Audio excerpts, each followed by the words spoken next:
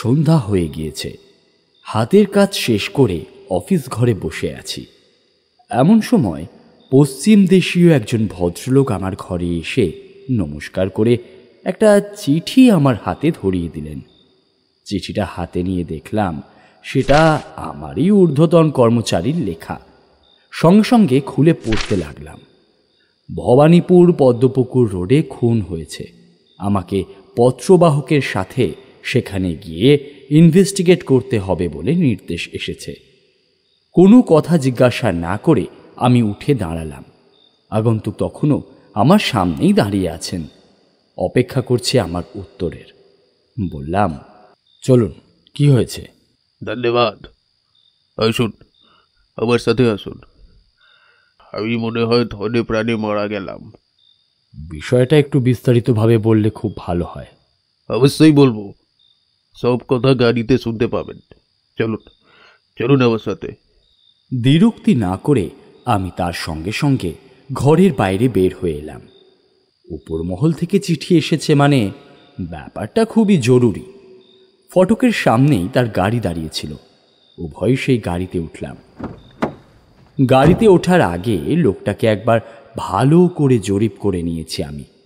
লোকটার বয়স প্রায় ৩৫ বছর। দেখতে সুপুরুষ, চেহারাও বেশ শক্তপোক্ত। পরনে একটা পাতলা দেশি কালা পেরে ধুতি, একটা আন্ধের পিরান, একটা সাম্রাজ্ঞী জরি পেরে উড়নি, মাথায় একটা ফিরোজা রঙের পাগড়ি, গলায় গিনি সোনার মোটা হার, কানে হীরা বসানো ফুল, হাতে হীরার আংটি, পায়ে বার্নিশ করা জুতা। অবশ্য ভবানীপুরে পা দিলে এমন মানুষ হামেশাই দেখা যায়। গাড়ি ততক্ষণে চলতে শুরু করেছে। কে খুন হয়েছে? অফিসার, আমার সত্যানাশ হয়ে গেছে। আমার ভাবি পত্নীকে কে খুন করেছে। ভাবি পত্নী? ভাবি পত্নীর কথা শুনে আমি অবাক হলাম। তার মুখের দিকে একদৃষ্টে তাকিয়ে রইলাম। উনিও মনে হয় আমার অবাক হওয়ার কারণটা বুঝতে পারলেন, তাই বলতে শুরু করলেন, 2 বছর হলো আমার প্রথম স্ত্রীর মৃত্যু হয়েছে। তার মৃত্যুর 2 মাস পরে আমার একমাত্র পুত্র মারা গেল। মনে করেছিলাম আর সংসার ধর্ম করব না, কিন্তু কপালের লিখন কেউ বদলাতে পারে না। আমার সঙ্গেও সেটার ব্যতিক্রম হয়নি। শোভন সিং নামে আমার এক বন্ধু ছিল। তাই বন্ধু থাকতেন কোথায়? ভবানীপুর পদ্মপুকুর রোড।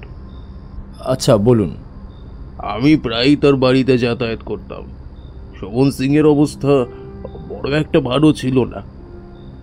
তার একটা কন্যা ছিল। মেয়েটার বিয়ের বয়স হয়ে গেলেও টাকার অভাবে তিনি বিয়ে দিতে পারেননি। কন্যার নাম রূপসী।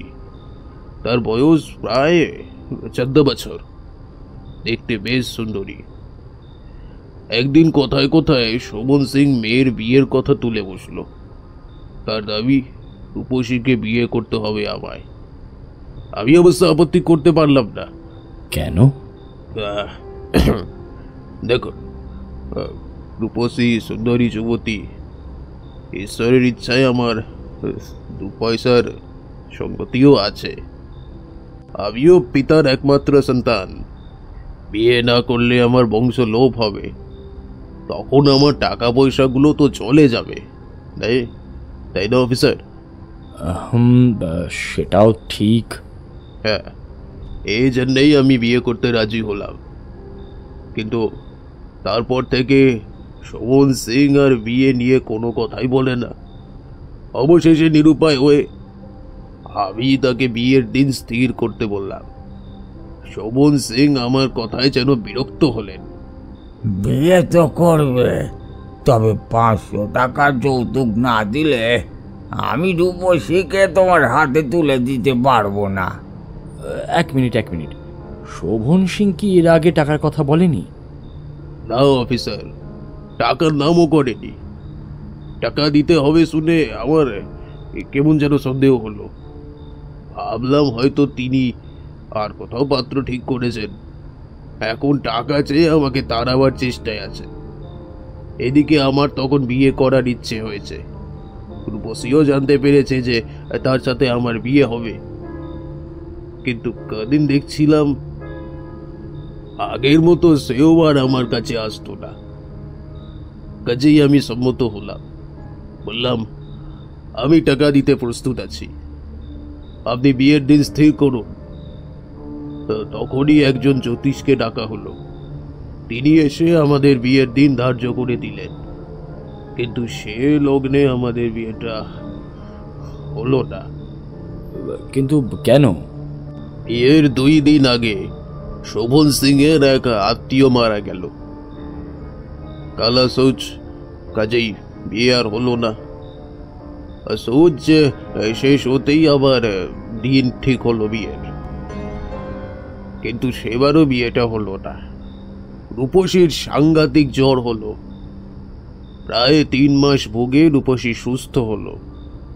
এইভাবে আরো 3-4 বার দিন ঠিক হলো, কিন্তু দুঃখের বিষয় যে বিয়েটা আর হলো না। কোনো না কোনো অছিলায় এই শোভন সিং বিয়ের দিন ক্রমাগত পিছিয়ে দিতে লাগলো। প্রায় 8 মাস এরকম চলল। পরে একদিন শোভন সিং বললেন যে, লাল সিং বাবু, রূপসী ও বাড়ির অন্যান্য লোকের চিকিৎসায় আমার অনেক টাকাই খরচ হয়ে গিয়েছে, এখন আর বিয়ে দেওয়া সম্ভব হচ্ছে না। এ কি বলছো?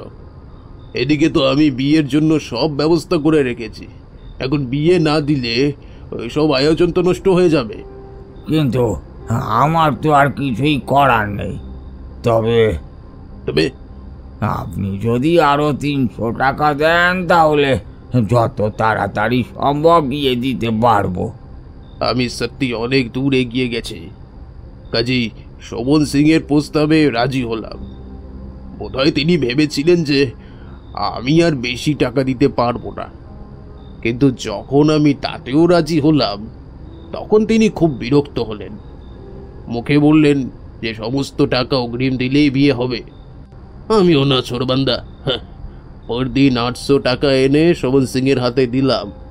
তিনি খুশি মনে সেটা নিয়ে নিলেন, কিন্তু কোনো রসিদ দিলেন না। আমিও চক্ষু লজ্জায় পড়ে কোনো রসিদ চাইলাম না। তবে যখন টাকা দিই সেই সময় সেখানে 3-4 জন লোক ছিল, তারাই আপাতত লেনদেনের সাক্ষী। সে যা হোক, টাকা পেয়ে শোভন সিং আবার বিয়ের দিন স্থির করলেন। সেটা কবে? আজই সেই দিন। আজ? রূপসী খুন হয়েছে, সেটা কখন জানতে পারলেন? এই মাত্র কয়েক ঘন্টা আগে। এটুকু বলে ভদ্রলোক যেন একটু মুষড়ে পড়লেন, চোখের কোণে হালকা জলও দেখা দিল। নিজেকে কিছুটা সামলে নিয়ে আবার বলতে লাগলেন, বেলা 5টার সময় আমি কয়েকজন মাত্র বরযাত্রী নিয়ে কন্যার বাড়ি গিয়ে হাজির হলাম। বাড়িতে ঢুকেই একটা ভয়ানক গোলযোগ আমার কানে এলো। চিৎকার ও কান্নার আওয়াজ শুনতে পেলাম। মনে একটা সন্দেহ দেখা দিল। এদিকে আমার বন্ধুও বেশ বিরক্ত হয়েছে। হবে নাই বা কেন? বর বা বরযাত্রী বসবার জায়গা পর্যন্ত হয় নাই। কি করব, কোথায় বসবো ভাবছি, এমন সময় শোভন সিং কাঁদতে কাঁদতে আমার কাছে ছুটে এলেন। লাল সিং বাবু, আমায় ক্ষমা করবেন, আমি আপনার মান রাখতে আর পারলাম না গো। লাল সিং বাবু, আমাকে ক্ষমা করবেন। আরে আরে কি হয়েছে? কাঁদছেন কেন? হ্যাঁ, মেয়ে কোথায়? রূপসী কোথায়? নেই নেই, সে আর বেঁচে নেই লাল সিং বাবু। রূপসীকে কেউ একজন খুন করেছে। তার কান্নার শব্দ শুনে প্রতিবেশীরা ছুটে এলো। বাড়িতে লোকে লোকারণ্য হলো, কিন্তু রূপসীর মৃত্যু সংবাদে দুঃখ হওয়া তো দূরে থাক, আমার প্রচন্ড রাগ হলো। আমি এক প্রকার চিৎকার করেই বললাম, চলুন চলুন, আমি মৃতদেহ দেখতে চাই। এ কেমন করে কে রূপসীকে খুন করলো? হ্যাঁ, আপনি বা এখনো থানায় খবর দেননি কেন? সেটা আমি খোঁজ নেব, আপনি বলুন। আমার মনে একটা বিশাল বড় সন্দেহ জাগলো। এর মধ্যে নিশ্চয়ই কোনো বড় ষড়যন্ত্র আছে। আমি শোভন সিংকে হুমকি দিয়ে বললাম, রূপসী যদি সত্যি সত্যি খুন হয়ে থাকে তাহলে আমি আপনাকে ছাড়ব না। এক্ষুনি আমার 800 টাকা ফেরত দিতে হবে।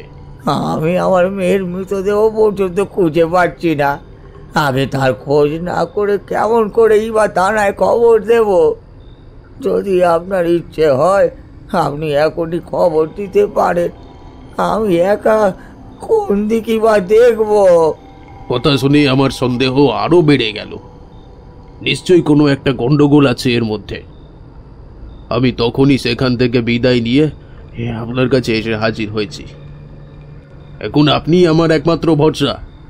রূপসী কে পাই ভালো, নয়তো আমার 800 টাকা উদ্ধার করে দিন ওদের থেকে। বাস, যে করেই হোক আপনাকে ওই টাকাটা আদায় করে দিতে হবে। আপনার বাড়ি কোথায় আর আপনার নামই বা কি? আমার নাম লাল সিং, বাড়ি শিয়ালদার কাছে। লাল সিংয়ের টাকার কথায় আমি কোনো উত্তর করলাম না দেখে তিনি আবার ওই কথাই তুললেন। দেবেন তো টাকাটা উদ্ধার করে? দেখুন লাল সিং বাবু, টাকা উদ্ধার করবার ক্ষমতা আমার নেই। আমি কেবল খুনের মীমাংসা করতে পারবো। এই কথা শেষ হতে না হতে গাড়িটা একটা ছোট্ট কিন্তু সুন্দর বাড়ির সামনে এসে থামল। বাড়ি না বলে অট্টালিকা বললেই মনে হয় বেশি ভালো হয়। লাল সিং আগে গাড়ি থেকে নামলেন, তারপর আমি গাড়ি থেকে নেমে তার সঙ্গে ভিতরে প্রবেশ করলাম। ঢুকে চারপাশ দেখতে লাগলাম। চারিদিকেই আভিজাত্যের ছাপ স্পষ্ট। কিছু দূর এগিয়ে গিয়ে আমরা একটা ফাঁকা জায়গায় এসে হাজির হলাম। দেখলাম বিয়ের জন্য বাড়িটা বেশ সাজানো হয়েছে। চারিদিকে বেলোয়ারি ঝাড় ঝুলছে। একটা চাঁদোয়া দিয়ে সমস্ত প্রাঙ্গণ ঢাকা রয়েছে। তারই নিচে একটা ঢালা বিছানা পাতা ছিল। সেই বিছানার এক পাশে পাত্রের বসবার জায়গা রয়েছে, কিন্তু একজন লোককেও সেই শয্যার উপরে দেখতে পেলাম না। বাড়ির ভিতর থেকে মেয়েদের কান্নার একটা চাপা শব্দ আমার কানে এসেছে অনেকক্ষণ আগে, কিন্তু শোভন সিংকে দেখতে পেলাম না। কিছুক্ষণ দাঁড়িয়ে আছি, এমন সময় লাল সিং একজনকে দেখিয়ে বললেন, ইনি শোভন সিং, আমার বাবি শ্বশুর।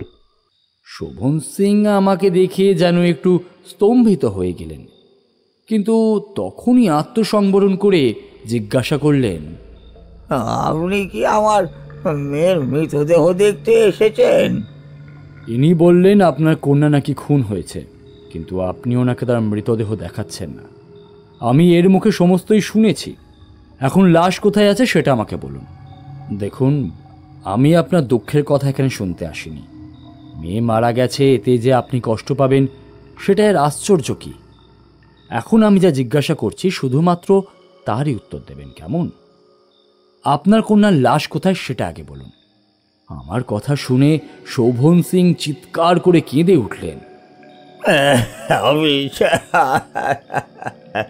আমার একমাত্র সন্তান ওই মেয়ে, ও ছাড়া আমার আর কোনো সন্তান হয়নি গো অফিসার। ও তো আর নেই। আমার মনের কথাটা বোঝার একটু চেষ্টা করুন অফিসার, চেষ্টা করুন। শোভন সিংয়ের অবস্থা দেখে এবং তার কথাবার্তা শুনে আমার কেমন যেন সন্দেহ হলো। তার বয়স প্রায় 42 বছর, কিন্তু এই বয়সেই তার দেহের মাংস শিথিল হয়েছে। সামনের উপর পাটির দুটো দাঁত পড়ে গেছে। দাড়ি, গোঁফ ও মাথার চুলে পাকও ধরেছে। তাকে দেখতে ফর্সা, তবে তার দেহ দীর্ঘ ও শীর্ণ। হাতটা বেশ লম্বা, তবে চোখ দুটো বেশ অদ্ভুত। দেখলেই মনে হয় মনে মনে কোনো মতলব বাড়ছে।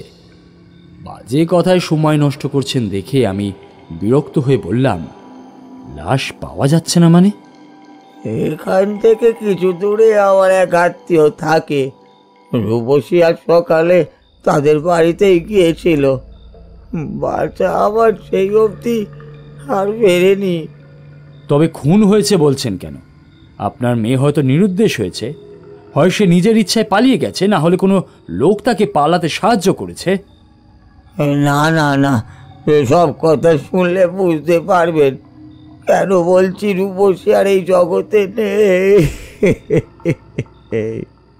এই বলে শোভন সিং আবার চিৎকার করে কেঁদে উঠলেন। মেয়ের মৃত্যুতে তিনি খুবই কষ্ট পেয়েছেন।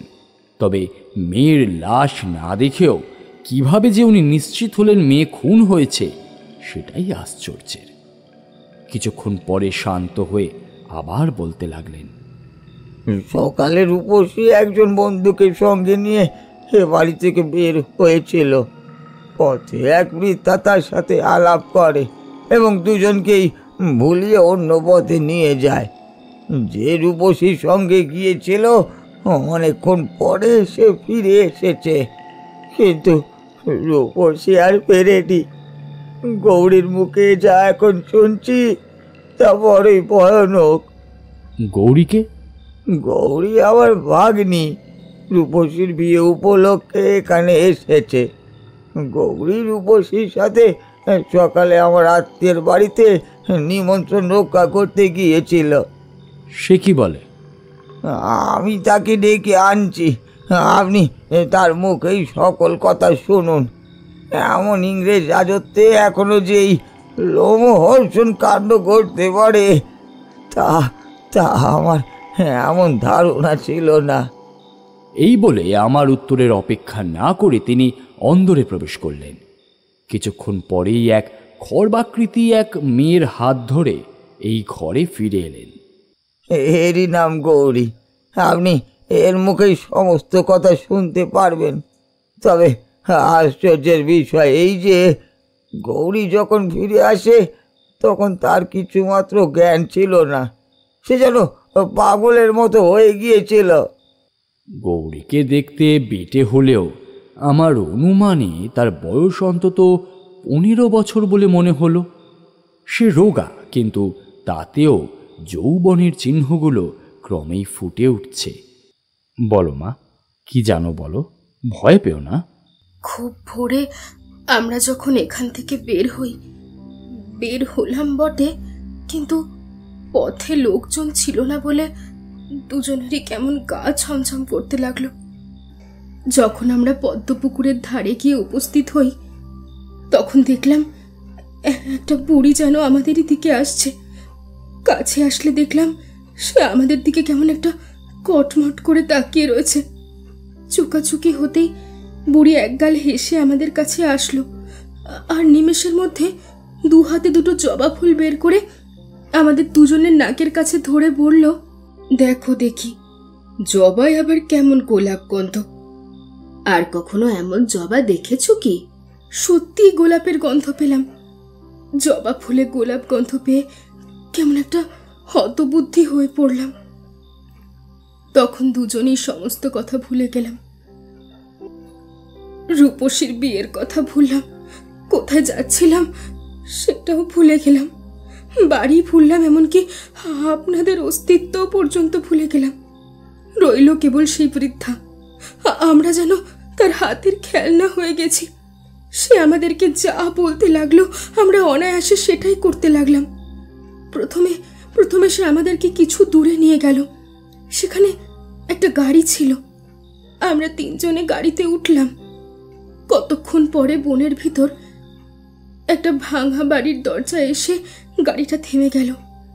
আমরা সকলেই গাড়ি থেকে নেমে সেই বাড়ির ভেতরে প্রবেশ করলাম।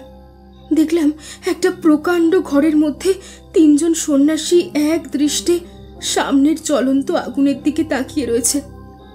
সন্ন্যাসী 3 জনের মধ্যে একজনকে দেখতে খুবই ভয়ানক, অন্য 2 জনকে তারই শিষ্য বলে মনে হলো। সন্ন্যাসী? তারপর? আমার কথাকে মেয়েটা যেন গুরুত্বই দিল না। সে নিজের মতন বলে চলল, আমাদের পায়ের শব্দে সেই ভয়ঙ্কর সন্ন্যাসী আমাদের দিকে তাকালো। তারপর বুড়িকে দেখে ঈষৎ হেসে ওর পাশে বসার জন্য নির্দেশ দিল।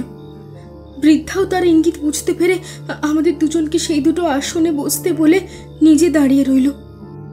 কতক্ষণ যে এভাবে কাটলো তা তো বলতে পারি না, কিন্তু কিছুক্ষণ পরে অপর 2 সন্ন্যাসী রূপসীর হাত ধরে সেখানে নিয়ে চলে গেল। তুমি বাধা দাওনি? কি করে দেব?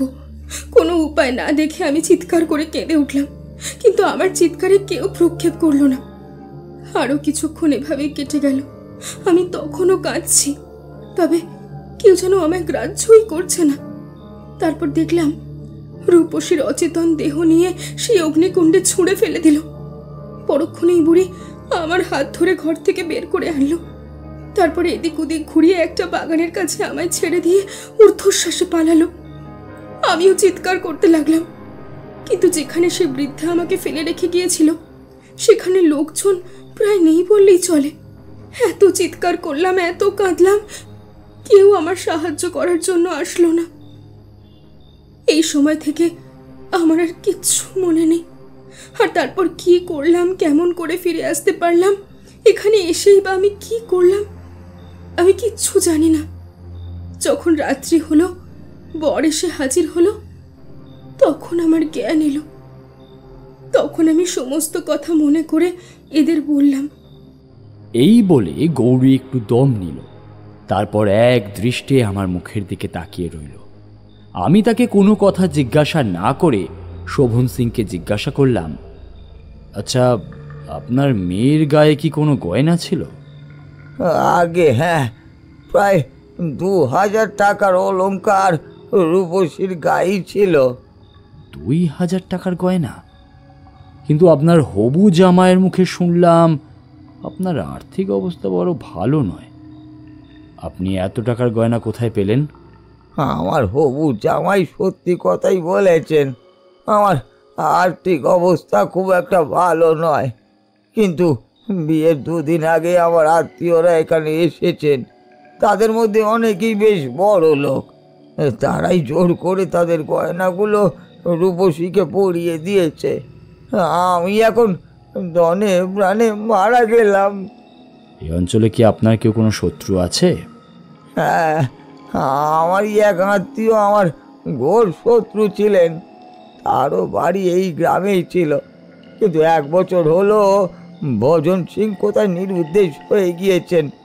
শুনেছিলাম তিনি নাকি সন্ন্যাসী হয়ে দেশে দেশে ঘুরে বেড়াচ্ছেন। তাহলে যে সন্ন্যাসী রূপসীকে খুন করেছে সেই হয়তো ভজন সিং, আপনার আগের শত্রু। এতদিন কোনো রকম সুবিধা করতে না পারায় আপনার ওপর কোনো রকম প্রতিশোধ নিতে পারে নাই।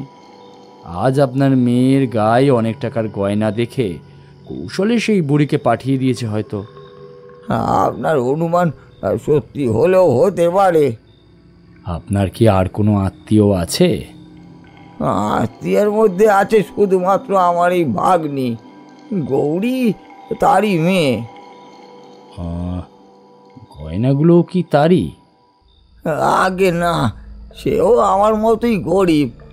অত টাকার গয়না সে কোথায় বা পাবে? তার বাড়ি কোথায়? শিয়ালদাহ স্টেশন থেকে ওই কিছু দূরেই। সে সধবা না বিধবা? আগে সধবা। এই যে আমার ভগ্নিপতি আপনার সামনেই দাঁড়িয়ে আছে। এই বলে শোভন সিং একজন বলিষ্ঠ যুবককে দেখিয়ে দিলেন। শোভন সিংকে আর কোনো কথা জিজ্ঞাসা না করে আমি গৌরীকে বললাম, মা, আমাকে সেই ভাঙা বাড়িতে তুমি নিয়ে যেতে পারবে? না, কোন রাস্তা দিয়ে যে বুড়ি আমাদের দুজনকে নিয়ে গেছিল সেসব কথা আমার কিছু মনে নেই।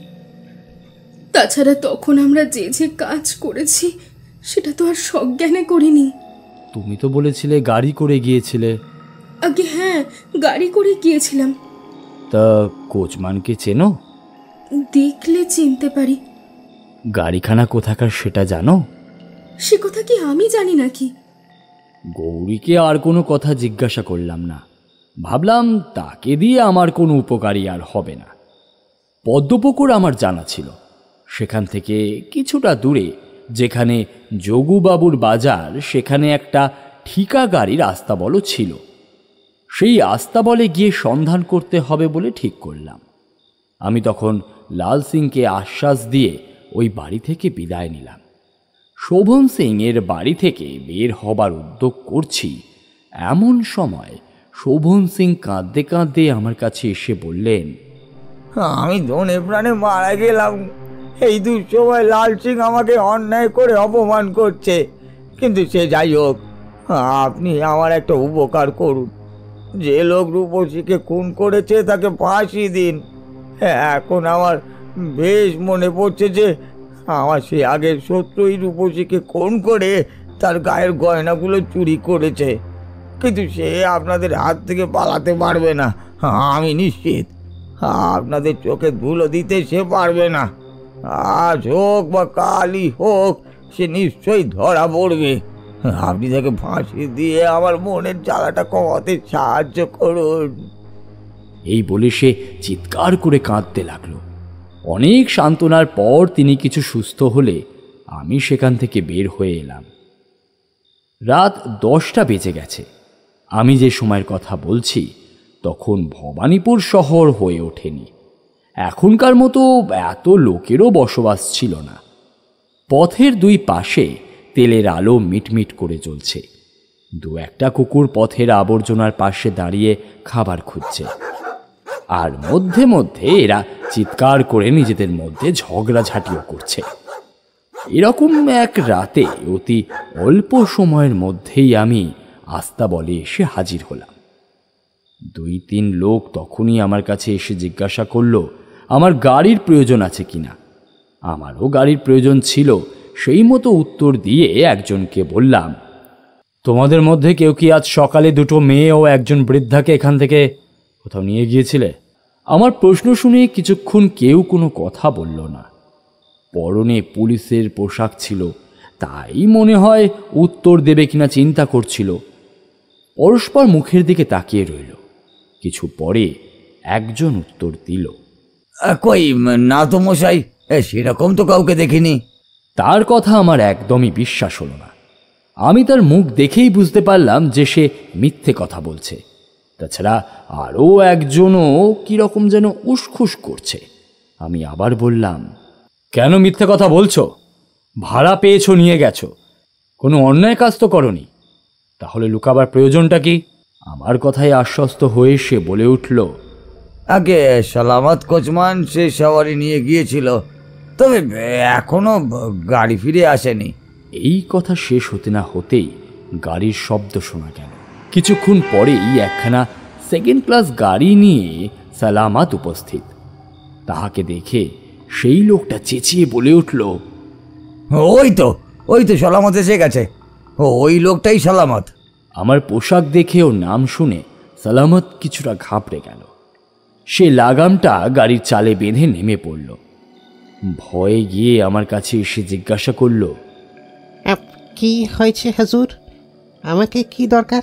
তোমার নামই সালামত, তাই তো? আগে হ্যাঁ হুজুর। আজ সকালে 2 মেয়ে ও এক বৃদ্ধাকে নিয়ে গিয়েছিলে? মানে কি হলো, উত্তর দাও, এত সময় নেই আমার হাতে। হ্যাঁ, নিয়ে তো গিয়েছিলাম হুজুর। ওদেরকে যেখানে নিয়ে গিয়েছিলে আমাকে এখনই সেখানে নিয়ে চলো। সালামত প্রথমে কোনো উত্তর করল না। সে এক মনে কি একটা জানি ভাবতে লাগলো। তোমার ঘোড়া যদি ক্লান্ত হয়ে থাকে তাহলে অন্য 2 ঘোড়ার ব্যবস্থা করো, আমি তোমাকে ঘন্টা হিসাবে ভাড়া দেব। তবুও সালামত উত্তর করল না। সে কেবল আমার মুখের দিকেই তাকিয়ে রইল। আমি আবার জিজ্ঞাসা করলাম, কি হলো, কথার উত্তর দিচ্ছ না কেন? একজন মেয়ে নিখোঁজ, আর তুমি চুপচাপ থাকলে তুমিও কিন্তু বিপদে পড়বে সালামত। আসলে হুজুর, এই সে জায়গাটা আমার ঠিক মনে নেই। শুনে আমার খুব রাগ হলো। আমি কর্কশ্বরে বললাম, দেখো সালামত, এই কাজ অনেক দিন থেকে করছি, তোমার মতো অনেক লোক আমি দেখেছি। তুমি একজন অভিজ্ঞ লোক হয়ে মিথ্যে কথা বলছো, তোমার লজ্জা করে না? কি করে বলো যে জায়গাটা মনে নেই? সত্যি বলছি হুজুর, সত্যি বলছি। মিথ্যে কথা! তুমি একজন পাকা কোচমান, একবার যে জায়গা দেখবে সেই জায়গা এ জন্মে তুমি ভুলো না। এটা ভুলে গেলে কি করে তুমি? আমার চিৎকার শুনে সে যেন আরো ঘাবড়ে গেল। তারপর কোনো রকমে উপায় না দেখে বলল, হুজুর, আমি মিথ্যে বলিনি। যে পথ দিয়ে বুড়ি আমাকে নিয়ে গেল সে পথ আমি আগে দেখিনি হুজুর। এখনো যে আপনাকে সহজে নিয়ে যেতে পারবো তাও মনে হয় না।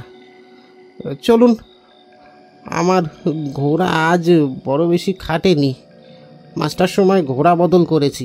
যাক, উদ্দেশ্য কিছুটা সফল হয়েছে। আমি দ্বিরুক্তি না করে সালামতের গাড়িতে উঠে পড়লাম। বাড়ি যাবার জন্য যে গাড়ি ঠিক করছিলাম তার কোচমান ভাড়া না পাওয়ায় খুবই বিরক্ত হলো। তবে সেসব নিয়ে ভাবার সময় তখন আমার নেই। গাড়ি ঘুরিয়ে নিয়ে সালামতের বাড়ি এগিয়ে চলল। নকুলেশ্বর তলা পার হয়ে গাড়ি ক্রমাগত দক্ষিণ দিকে যেতে লাগলো। আগে দুই একটা আলোক দেখতে পেয়েছিলাম, কিন্তু ধীরে ধীরে সেগুলোও অদৃশ্য হলো। রাস্তাটা খুবই সরু, রাস্তার দুদিকেই জঙ্গল। এই পথে লোকের যাতায়াত থাকলেও রাস্তার দুই পাশে বড় বড় গাছ রয়েছে।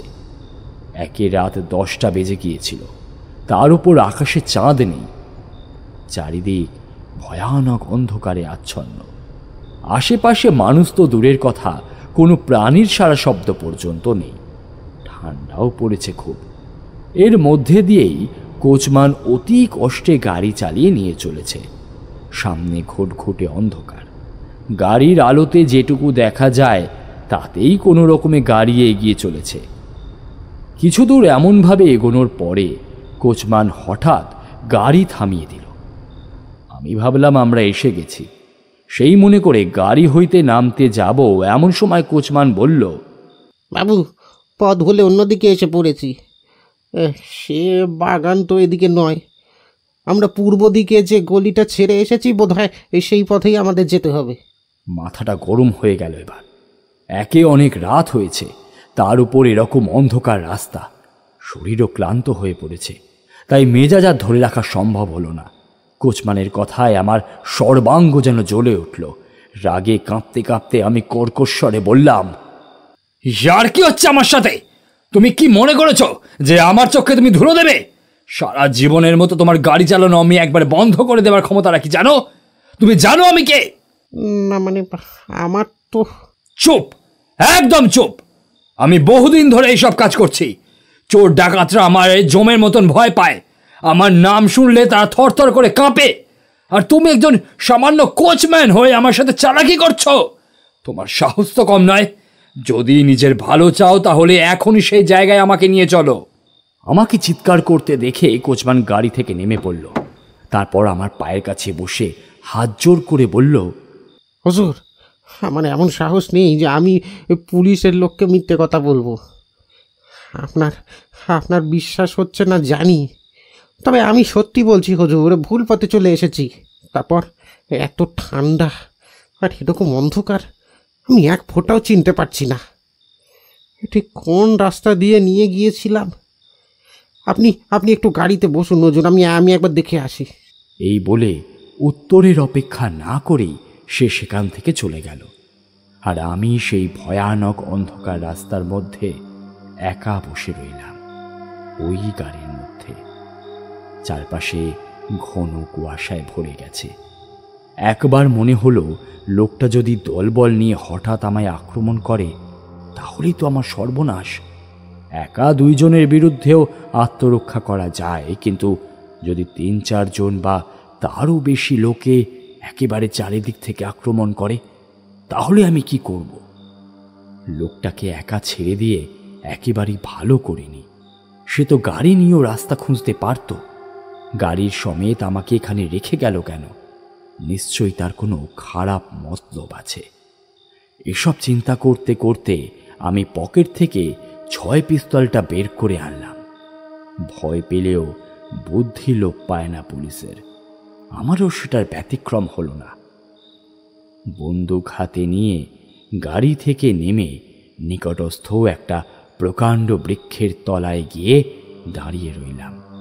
ভাবলাম যদি কোচমান একা আসে তাহলে তো কোনো কথাই নেই, কিন্তু যদি লোকজন নিয়ে আসে তাহলে বুঝতে হবে আমারই বিপদ। কিছুক্ষণ পরে একটা পায়ের শব্দ শুনতে পেলাম। কেউ একজন আসছে। কুয়াশায় তো কিছুই দেখা যাচ্ছে না। কোনো বিপদ হলে আন্দাজে গুলি ছুড়তে হবে। পায়ের শব্দ আরো কাছে আসতে লাগলো। আমি পিস্তলটা শক্ত করে ধরলাম, কিন্তু আমার অনুমান মিথ্যা হলো। কোচমান একাই ফিরে এসেছে। হুজুর, পথ ঠিক করেছি, আর কোনো ভয় নেই। হ্যাঁ, আমি হাঁপ ছেড়ে বাঁচলাম। কোচমান ভাবলো আমি বুঝি প্রস্রাব করতে গিয়েছিলাম। বাবু, পেচ্ছাপ করতে কত দূরে গিয়েছিলেন? এই অন্ধকারে কি আপনাকে দেখতে পেলেই বা আপনার কি করতো? আমি সে কথার কোনো উত্তর করলাম না। বললাম, রাস্তা খুঁজে পেয়েছো তো? চলো, অনেক রাত হয়েছে। এমন রাতের বেলা সেখানে গিয়ে যে কোনো লাভ হবে তাও নয়। চলো, তুমি চলো। কোচম্যান কোনো উত্তর না দিয়ে গাড়ি এগিয়ে নিয়ে চলল। প্রায় আধ ঘন্টা পরে একটা প্রকাণ্ড বাগানের ভাঙা ফটকের সামনে গাড়ি থামিয়ে কোচম্যান বলল, হুজুর, এই সেই বাগান। এই বাগানের ভিতর একখানা ভাঙা বাড়ি আছে। বুড়ি মেয়ে দুটোকে নিয়ে সেই বাড়িতে গিয়েছিল। তারপর কি হলো আমি জানি না হুজুর। বাগানটা কার? আগে সে তো আমি জানি না হুজুর। এদিকে আমি এর আগে কখনো আসিনি। আশেপাশে কি আর কোনো বাড়ি আছে? আগে না, চারদিকে বাগান। বাগান থাকলে নিশ্চয়ই মালিও আছে, তাদের থাকার ঘরও আছে। সকালে কোনো মালির সঙ্গে তোমার দেখা হয়েছিল? না হুজুর, এখানে তো আর কেউ নেই। আমি তো কাউকে দেখতে পাইনি। আচ্ছা, এখান থেকে ফাঁড়ি কত দূর? ও, প্রায় 1 ক্রোশ। তোমাকে দেখে তো বেশ সাহসী বলেই মনে হচ্ছে। চলো দেখি, দুজনে বাগানের ভেতর যাই। প্রয়োজন হলে তোমাকে আমায় সাহায্য করতে হবে, পারবে তো? হুজুর, খুব পারবো। আমি একাই 3 জনকে শুইয়ে দিতে পারি। হালকা হেসে কোচম্যানকে সঙ্গে নিয়ে অতি সন্তর্পণে সেই অন্ধকারের ভেতর দিয়ে বাগানে প্রবেশ করলাম। আমার পকেটে তখন চোরা লণ্ঠন ছিল, সেটা বের করে জ্বালিয়ে ফেললাম এবং সেই আলোর সাহায্যে খুব সাবধানে এগোতে এগোতে একটা ভাঙা অট্টালিকার দরজায় এসে উপস্থিত হলাম। দেখলাম দরজা খোলা। কোচম্যানকে সঙ্গে নিয়ে আমি সেই দরজা পার হয়ে খুব সাবধানে ভিতরে প্রবেশ করলাম। বাইরেও যেমন অন্ধকার, ভিতরেও তেমন।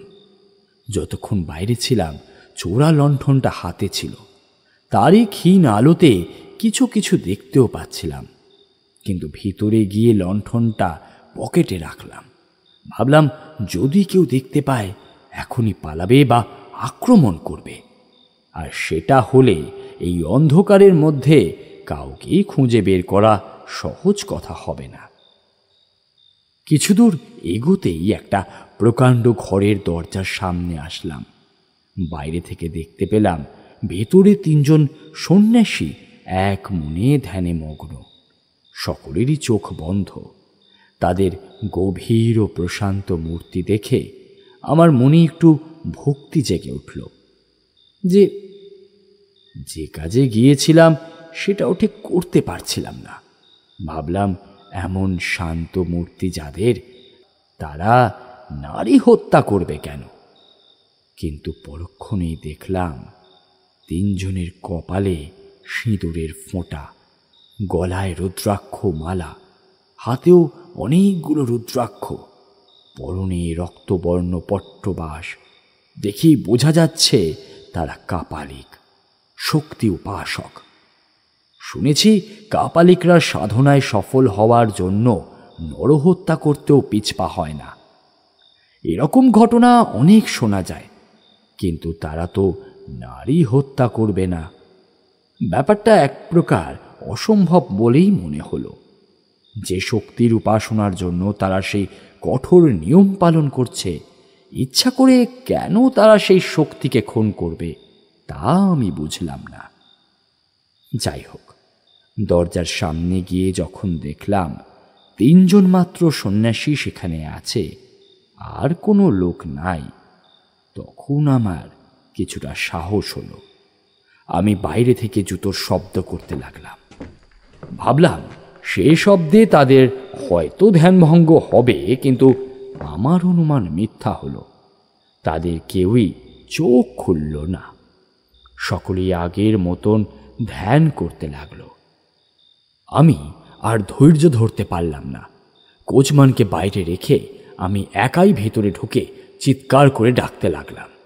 অনেক ডাকাডাকির পর সবচেয়ে কম বয়সী লোকটা আমার দিকে তাকালো, কিন্তু আমাকে দেখে আবার চোখ বুঝে ধ্যান করতে লাগলো। এ তো মহা ফাঁপড়ে পড়া গেল। কারো নাম জানি না, সুতরাং কি বলে ডাকবো সেটাও স্থির করতে না পেরে আবার চিৎকার করে ডাকতে লাগলাম। প্রায় আধ ঘন্টা পরেই সবচেয়ে বৃদ্ধ যে সন্ন্যাসী, সেই চোখ মেলে তাকালো। তারপর আমাকে পরিষ্কার বাংলা ভাষায় জিজ্ঞাসা করল, কি হয়েছে? কি, কে তুই? এখানে এত গন্ডগোল করছিস কোন সাহসে? গোলমালের ভয়ে আমরা লোকালয় ছেড়ে এই নির্জন বনের মধ্যে আশ্রয় নিয়েছি, আর তুই কি না এখানে এসে আমাদের ধ্যান ভঙ্গ করছিস?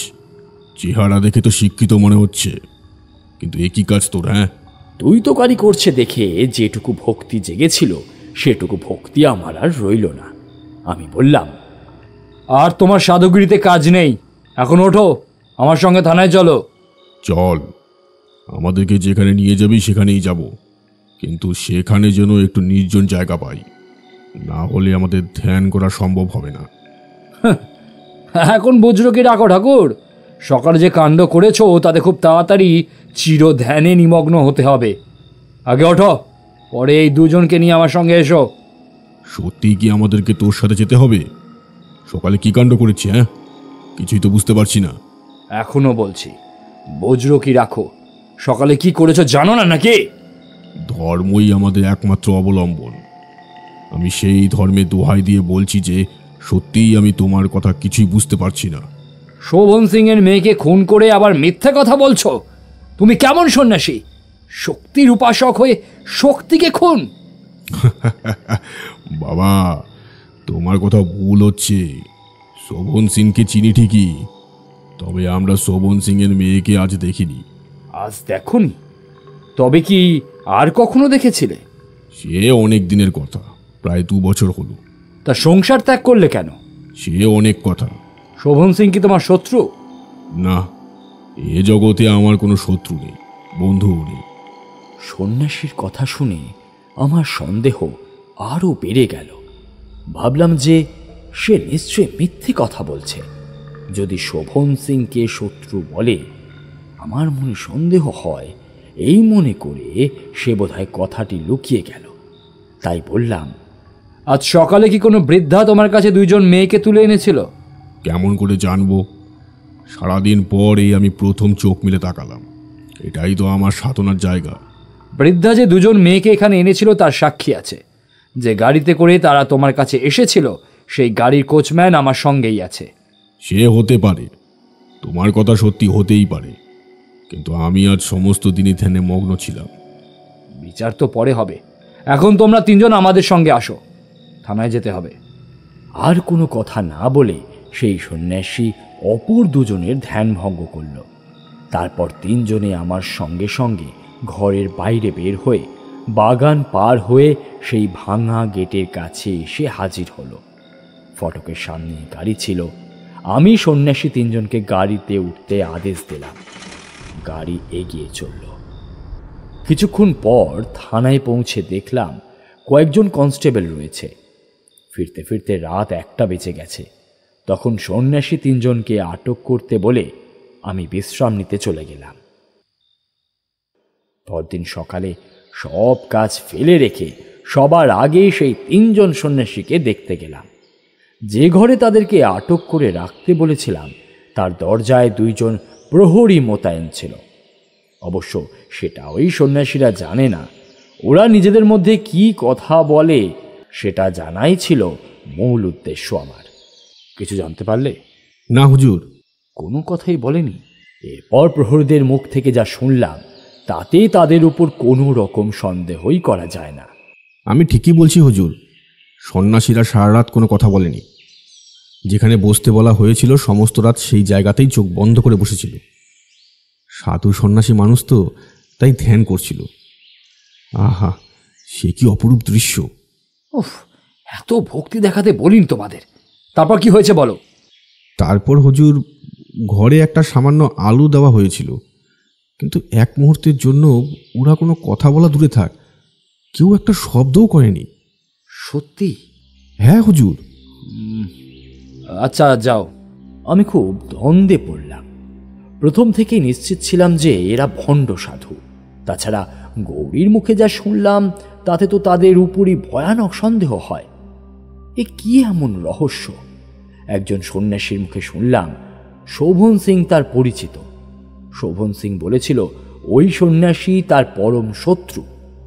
এতদিন সুবিধা পায়নি বলে কোনো অপরাধ করতে পারেনি। সন্ন্যাসী কিন্তু সে কথা স্বীকার করল না। তবে কি 3 সন্ন্যাসী নির্দোষ? আমি কি অন্যায় সন্দেহ করে তাদের আটকে রেখেছি? যদি তাই হয় তাহলে আমি যে বড় পাপ কাজ করে ফেললাম। কিন্তু গৌরীর কথাই বা কেমন করে মিথ্যা বলি? গৌরীর বয়স 14-15 বছরের বেশি হবে না।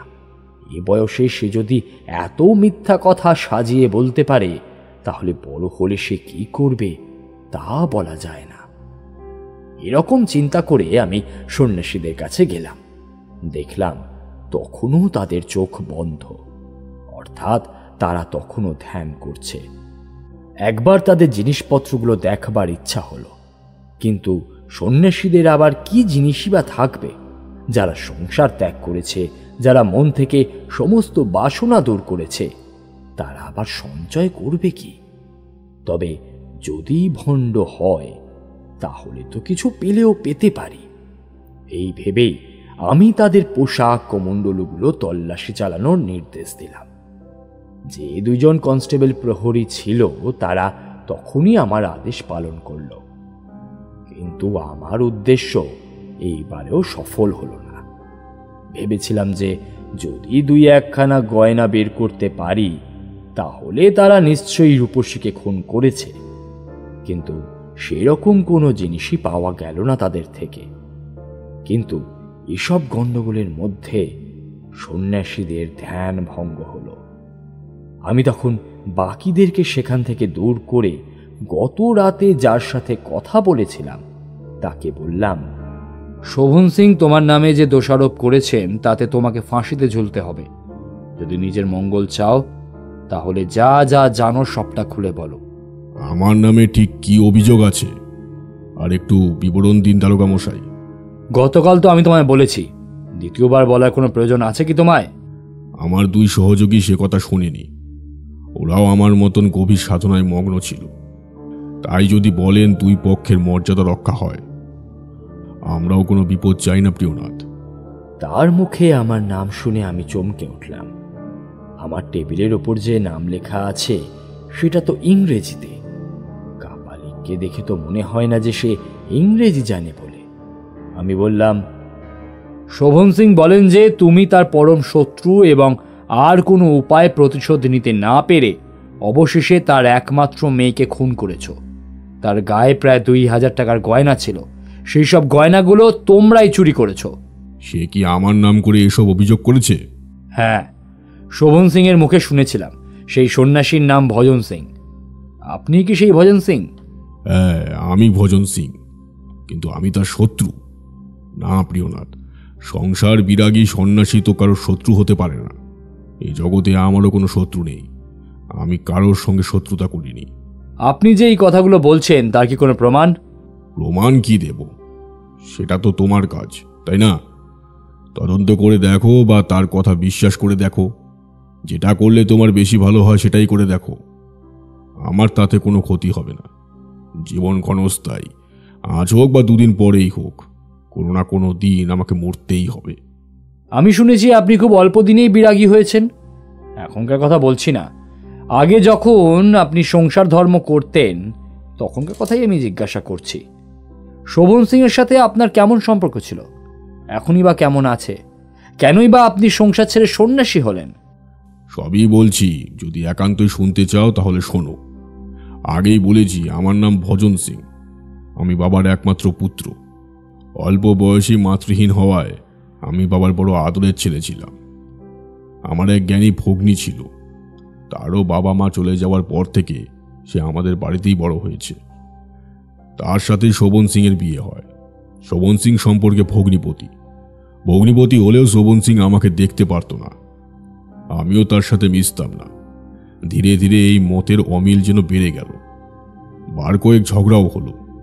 আমি তার ছায়াও স্পর্শ করতাম না। শোভন সিং কিন্তু আমার অপকারের চেষ্টা করতে লাগলো দিনের পর দিন। সুবিধা পেলেই আমার ক্ষতি করার নানা রকম চেষ্টা করতে লাগলো। এই সময় হঠাৎ হৃদরোগে আমার বাবার মৃত্যু হয়। যখন আমি তার সমস্ত সম্পত্তির অধিকারী হলাম তখন থেকেই শোভন সিং এর মতিগতি ফিরতে লাগলো।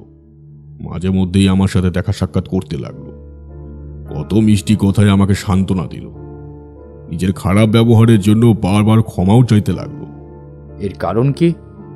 সে কথায় আসছি। এবার শোভন সিংয়ের সেই সময়ের অবস্থা ও কথাবার্তা শুনে আমার মনে কেমন বিশ্বাস হলো। আমি তার ওপর আর সন্দেহ করলাম না।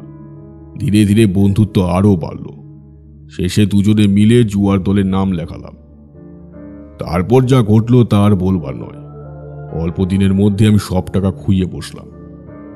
বাবার বহু কষ্টে সঞ্চিত প্রায় লাখাধিক টাকা জুয়া খেলে জলে ফেলে দিলাম। তবে এখন আমার দৃঢ় বিশ্বাস তার বেশিরভাগটাই শোভন সিংয়ের পকেটে জমা হয়েছে। আমাকে নিঃস্ব করেও শোভন সিংয়ের তৃপ্তি হলো না। সে আমাকে চোর বলে ধরিয়ে দিল। সৌভাগ্যক্রমে দুইজন ভদ্রলোক সাক্ষী ছিলেন বলেই সে যাত্রাতে আমি বেঁচে যাই। এভাবে নানা কারণে মনে কেমন বৈরাগ্য উপস্থিত হলো। আমি সংসার ছেড়ে এক গুরুর কাছে গেলাম। সেখানে দীক্ষা নিয়ে সেই নির্জন বনে সাধনা করতে থাকি। কিছুদিন হলো এই দুজনের ইচ্ছায় আমাকে এখানে আসতে হয়েছে, কিন্তু এখানেও নিস্তার নেই দেখছি। শোভন সিং আমাকে প্রাণে মারবার চেষ্টা করছে। এই বলে সন্ন্যাসী চুপ করল। সে যেভাবে কথাগুলো বলল তাতে তার কথা অবিশ্বাস করতে পারলাম না। তার কথাবার্তায় তাকে বেশ বিদ্বান ও ভদ্রলোক বলেই মনে হয়েছিল প্রথম থেকে। এতক্ষণ যে তার প্রতি উপযুক্ত সম্মান প্রদর্শন করা হয়নি সেটা নিয়ে আমি খুবই অনুতপ্ত হলাম। শোভন সিং আপনাকেই তার মেয়ের খুনি বলে সন্দেহ করেছে এবং তারই কথা মতো আমি আপনাদেরকে গ্রেপ্তার করতে বাধ্য হয়েছি। এখন আপনার মুখে যেসব কথা শুনলাম তাতে আমার ধারণা বদলেছে, কিন্তু তাহলেও আমি এখন আপনাকে মুক্তি দিতে পারবো না। যতদিন না আপনার বিচার হয় ততদিন এইখানেই আপনাকে থাকতে হবে। কিন্তু কেন? শোভন সিংয়ের ভগ্নী আপনাকে দেখেছিল। আমি এখনই তাকে এখানে ডেকে পাঠাচ্ছি। যদি সে শনাক্ত করে তাহলে বিচারে কি হয় বলা যায় না। মৃত্যুর জন্য ভয় করি না। যদি কপালে থাকে তবে আমার এই অপঘাত মৃত্যুও কেউ থামাতে পারবে না। কিন্তু আপনি ব্রাহ্মণ সন্তান, দেখবেন যেন ভুলবশত একজন নিরীহ ব্রাহ্মণের মৃত্যুর কারণ না হয়ে যান। আমি যথাসাধ্য চেষ্টা করব যাতে আসল দোষীকে গ্রেপ্তার করে আপনাকে মুক্ত করতে পারি। সেটার প্রাণপণে চেষ্টা করব আমি নিশ্চয়ই। তবে ভবিষ্যতে কি হবে সেটা বলার ক্ষমতা আমার নেই। সন্ন্যাসী ভজন সিংয়ের থেকে বিদায় নিয়ে আমি তখনই একজন লোককে শোভন সিংয়ের বাড়িতে পাঠিয়ে দিলাম।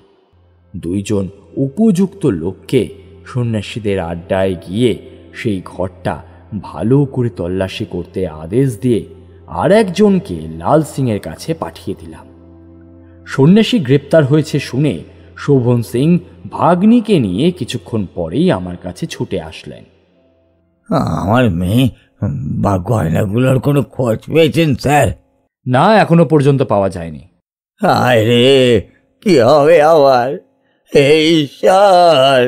গৌরীমা, আমার সঙ্গে চলো। এদের দুজনকে চিনতে পারো কিনা দেখো তো। আমি গৌরীকে সেই সন্ন্যাসীদের কাছে নিয়ে গেলাম। গৌরী তাদেরকে দেখেই অদ্ভুতভাবে চিৎকার করে শোভন সিংয়ের পেছনে লুকিয়ে গেল। লক্ষ্য করে দেখলাম সে ঠক ঠক করে কাঁপছে। কি হলো গৌরী, এদের চিনতে পারছো? আমি আর কথা না বাড়িয়ে বাইরে বের হয়ে এলাম। দেখলাম গৌরী একটু শান্ত হয়েছে। শোভন সিংকে বেশিরভাগ ঘটনা খুলে বললাম। শুধু ভজন সিং তার শত্রুতার কারণটা যে আমি জানি সেটা বাদ রেখেছিলাম। খুনি ধরে ফেলেছি দেখে আশ্বস্ত হয়ে শোভন সিং চলে গেলেন। এদিকে মনের মধ্যে একটা জট পাকিয়েছে আমার। সন্ন্যাসীর কথা অনুযায়ী সে নির্দোষ। এদিকে গৌরী আবার তাদেরকেই শনাক্ত করে বসল। কি যে হচ্ছে কিছুই বুঝতে পারছি না।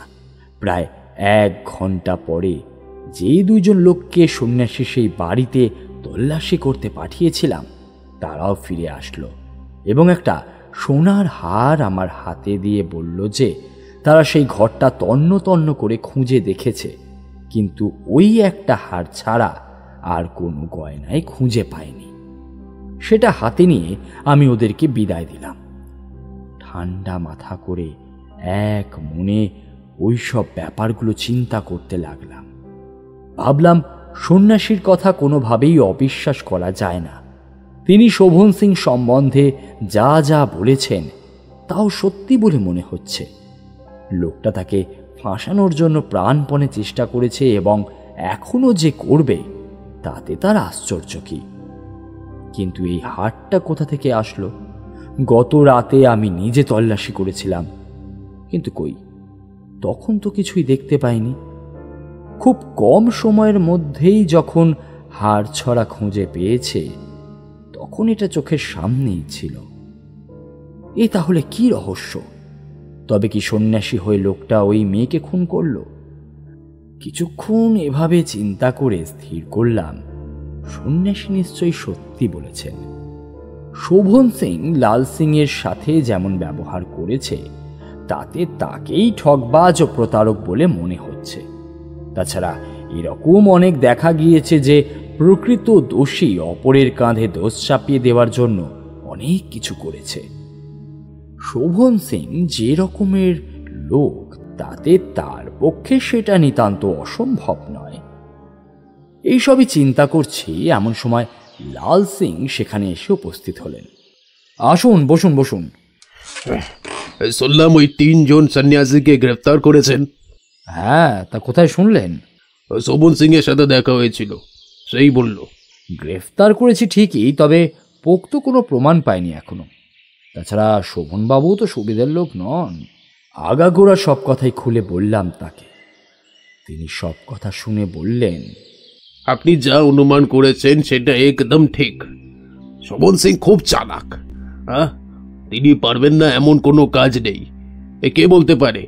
সেই হয়তো গত রাতে, মানে আপনারা ফিরে আসবার পর কাউকে দিয়ে ওই হাড় ছাড়াটা সেখানে রেখে এসেছে। যদি তা নাও হয়, তাহলে আপনি কাল রাতেই ওই হাড় পেয়ে যেতেন। আপনার যুক্তিতে দম আছে, তবে এও সত্যি যে আমি ভালো করে খুঁজে দেখার বা টিম নিয়ে তল্লাশি করবার সময়ও পাইনি। তবে যখন দুজন গিয়ে এত অল্প সময়ের মধ্যে এই হাড় বের করতে পারলো, তখন আমি যে একেবারেই সেটা দেখতে পেলাম না, এটাও বিশ্বাসযোগ্য নয়। আপনি ঠিকই বলেছেন, ওই হাড় নিশ্চয়ই তখন সেখানে ছিল না, পরে রাখা হয়েছে। ঠিক বলেছেন, একদম ঠিক বলেছেন। আমার বিশ্বাস রূপসী এখনো জীবিত আছে। কেবল আমাকে ফাঁকি দেওয়ার জন্য ওই মিথ্যে কথাগুলো ছড়ানো হয়েছে। বিয়ে না দিলে পাছে আমার টাকা ফেরত দিতে হয়, এই ভয় নিজের মেয়ের মৃত্যুর সংবাদ ছড়িয়েছে বেটা। আমারও তাই মনে হয়। কিন্তু যে বৃদ্ধা গৌরী ও রূপসীকে ভুলিয়ে নিয়ে গিয়েছিল, সেই বাকি তাকে ধরতে না পারলে এ রহস্য ভেদ করা বেশ কষ্টকর হবে। আপনি কি সে বুড়িকে চেনেন? কোনো রকম অনুমান কিছু করতে পারেন? লাল সিং কোনো উত্তর করলেন না। এক মনে কি চিন্তা করতে লাগলেন একটা। কিছুক্ষণ পর তার ঠোঁটে একটা হালকা হাসি ভেসে উঠল। হাসছেন? মনে পড়েছে, এ আমি নিশ্চিত নয়, লেকিন ও মহিলাকে একবার বাজিয়ে দেখতে পারেন। কে? রূপবতী পত্নী থাকা সত্ত্বেও শুনেছি শোভন সিং এর এক বেশ্যার প্রেমে মুগ্ধ হয়েছিল। সে তারই সমবয়স্ক, দেখতে নিতান্ত মন্দ নয়, কিন্তু তার স্ত্রীর সাথে কোনো বিষয় তার তুলনা হয় না। এছাড়া তার কোনো মহিলার সাথে শোভন সিং এর ঘনিষ্ঠতা আছে কিনা সে আমি জানি না। বেশ্যা? সে তো কম বয়সী হবে। আমরা তো এক বৃদ্ধার খোঁজ করছি। না না, এ মহিলা, এটা বেশ্যা, কিন্তু বয়স হয়েছে। তার উপর তার অবস্থাও এখন সঙ্গীন হয়ে পড়েছে। সুতরাং তাকে যে বুড়ির মতো দেখতে হবে, এ আর আশ্চর্য কি? কিংবা সে হয়তো মধ্যবয়স্ক, বৃদ্ধার ছদ্মবেশ নিয়েছিল। কেননা গোপনে মেয়ে ভুলিয়ে নিয়ে যাওয়া খুব একটা সহজ ব্যাপার নয়। যে সে লোকের ওপর তো এমন কাজের ভার দেওয়া যায় না। আমার মনে হয় এ সে মাগিরি কাজ। আপনি তার বাড়ি কোথায় জানেন? বাড়ি কোথায় জানি না, লেকিন শুনেছিলাম যে মেচুয়া বাজারে তার বাসা আছে। নামটা কি যেন? কামিনী। কামিনী। ভদ্রলোক একটা ভালো লিড দিয়েছেন, তাই একটু আগে বিগড়ে যাওয়া মুখটা ঠিক হয়েছে। আমি সন্তুষ্ট হলাম। তাকে কামিনীর সন্ধান করতে বললাম। খবর পেলে সবার আগে আমায় জানাবেন। আচ্ছা স্যার। লাল সিং এরপর বিদায় নিলেন। বেলা প্রায় 4টে বাজে। এই সময় লাল সিং আবার আমার কাছে এসে হাজির হলেন। তার মুখ দেখেই আমি বুঝতে পারলাম যে তিনি কামিনীকে খুঁজে পেয়েছেন। লাল সিং চেয়ারে বসে বললেন, আমি কামিনীর সন্ধান পেয়েছি স্যার। পেয়েছেন? হ্যাঁ স্যার, তার বাড়ি গিয়ে আমি চিনে এসেছি। কামিনীকে আপনি নিজের চোখে দেখেছেন? হ্যাঁ স্যার, দেখেছি। বয়স অনুযায়ী অতটা বুড়িয়ে যাওয়ার কথা নয়, তবে কামিনীর বাতের ব্যথা, আর সেই কারণেই তাকে বেশ বয়স্ক মনে হয়। আপনি কি কামিনীকে চিনতেন আগে থেকে? আমি বহুদিন আগে একবার দেখেছিলাম তাকে, সেটাও ওই শোভন সিং এর বাড়িতে। মনে মনে ভাবলাম, শোভন সিং বাড়িতে মেয়ে ছেলেকে এনে টাকা ওড়াতে পারে, কিন্তু টাকার অভাবে মেয়ের বিয়ে দিতে পারে না। তাছাড়া সন্ন্যাসীর কথা যদি সত্যি হয়, শোভন সিং জুয়ায় জোচ্চুরি করত, সুতরাং টাকার অভাব না হলেও মানের অভাব ভালোই আছে তার। আপনি তাহলে আমাকে সেখানে নিয়ে চলুন। কিন্তু পুলিশের লোক দেখলে ও সতর্ক হয়ে যাবে তো। আমি সমস্ত ব্যবস্থাই করে রেখেছি, আপনাকে শুধু একটু অপেক্ষা করতে হবে। লাল সিংকে বসিয়ে রেখে আমি বের হয়ে গেলাম ঘর থেকে। আধ ঘন্টা পরে যখন তার সামনে এসে দাঁড়ালাম, তখন সে এক বাক্যে স্বীকার করল আমাকে চেনা যাচ্ছে না। মনে মনে একটু আশ্বস্তই হলাম। এরপর একটা গাড়ি নিয়ে বেরিয়ে পড়লাম দুজনে। কামিনীর বাসা থেকে কিছু দূরে আমার গাড়ি থেকে নেমে ধীরে ধীরে সেই দিকে যেতে লাগলাম। যখন বাড়ির কাছে এসে উপস্থিত হলাম, তখন প্রায় সন্ধ্যা। সেদিন শনিবার। আমি বেশ বাবু সেজেই গিয়েছিলাম। হ্যাঁ, কে শনিবার সন্ধ্যাবেলা, তার ওপর আমি একজন নতুন বাবু। কাজের সুবাদে বাবুদের মতো অভিনয় করাটা আমার কাছে খুব একটা কঠিন ব্যাপার নয়। আমি খুব ধীরে ধীরে একটা বাড়ির বারান্দার দিকে দেখতে দেখতে যাচ্ছি। এত ভালো অভিনয় যখন করছি, তখন কাজ না হয়ে আর যায় কোথায়। একজন আধা বাবু গোছের লোক তখনই আমাদের কাছে এসে হাত জোড় করে বলল, বাবু, ওই বাড়িতে যাবেন? আমি নিয়ে যাচ্ছি, আসুন না, আসুন আসুন, আমার সঙ্গে আসুন, সঙ্গে আসুন। আমার আগে থেকে অনেকেই বসে আছে দেখছি, আমি অপেক্ষা করতে পারবো না। যাই, অন্য কোথাও যাই দেখি। আর না না বাবু, আছে তো অনেকেই, তবে সবাইকে পেতে পারে। সবাই তো আর আপনার মতো ভদ্রলোক নয়। আমি বুঝলাম আগন্তুক একজন দালাল কিছু পাবার আশায় আমাকে নিয়ে যেতে চায়, কিন্তু বাড়ির ভেতর যাওয়া যুক্তিযুক্ত নয় মনে করে আমি বাইরেই কামিনীকে ডাকার সিদ্ধান্ত নিলাম। আজ আমি অন্য কাজে এসেছি। তুমি আমাকে যা মনে করছো আমি সেরকম লোক নয়, তবে যখন আমার কাছে এসেছো, তখন যদি আমার একটা কাজ করো, বকশিশ পাবে। কি কাজ বলুন না? এই বাড়িতে কামিনী নামে একটা মেয়ে মানুষ আছে, জানো?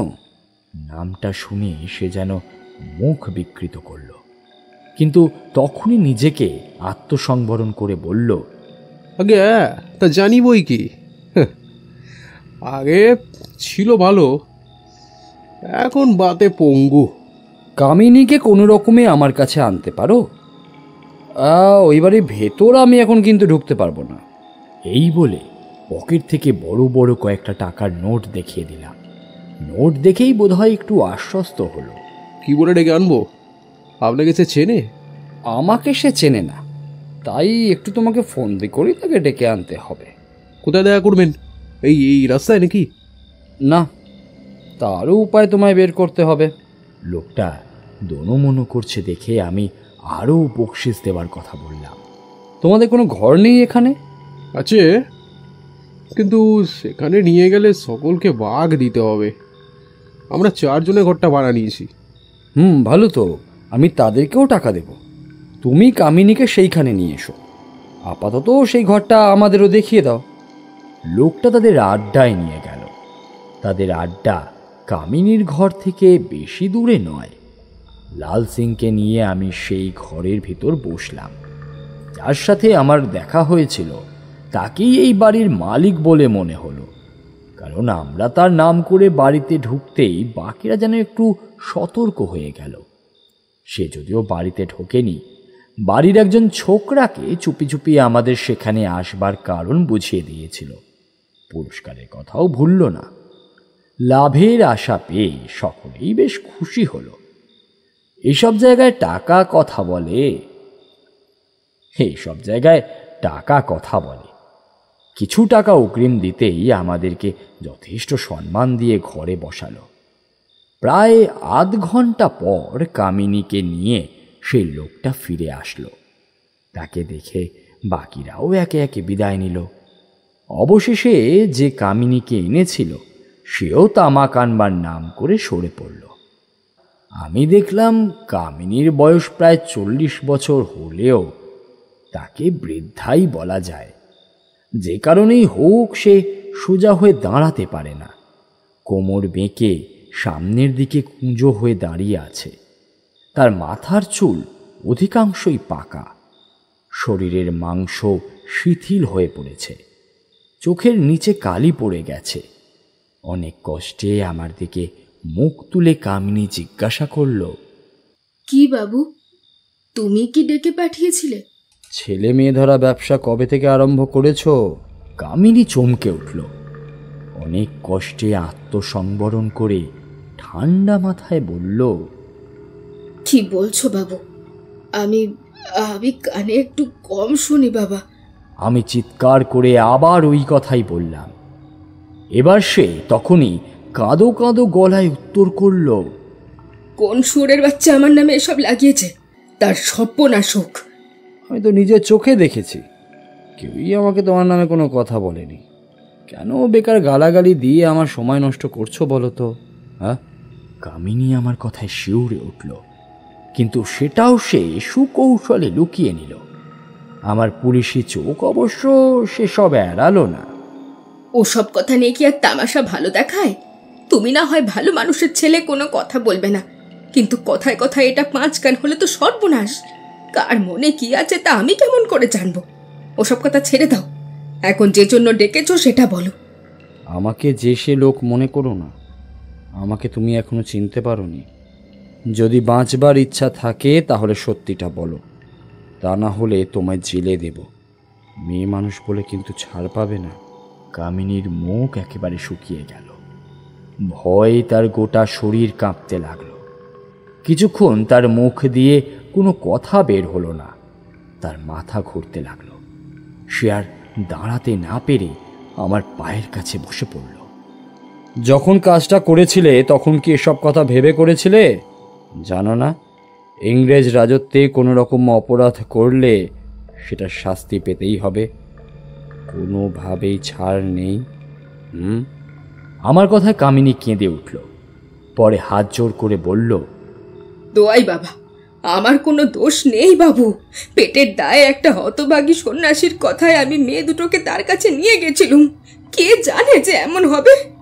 সন্ন্যাসী? এই এই এই কান্না রাখো, আমি যা বলি সেটার উত্তর দাও শুধু। মেয়ে দুটোকে নিয়ে গিয়েছিলে বটে, কিন্তু একটা তো ফিরে এসেছে, আরেকজনের কি হলো? কেমন করে বলি বাবু, আমি মেয়ে দুটোকে তার কাছে দিয়ে তো চলে এসেছিলাম। কত টাকা পেয়েছিলে? 10 টাকা। কে দিল? সেই সন্ন্যাসী। তাকে দেখলে তুমি চিনতে পারবে? হ্যাঁ বাবা, আমি দেখলেই চিনতে পারবো। সব কথা গোড়া থেকে খুলে বলো, কিন্তু সাবধান, মিথ্যা বলবে না।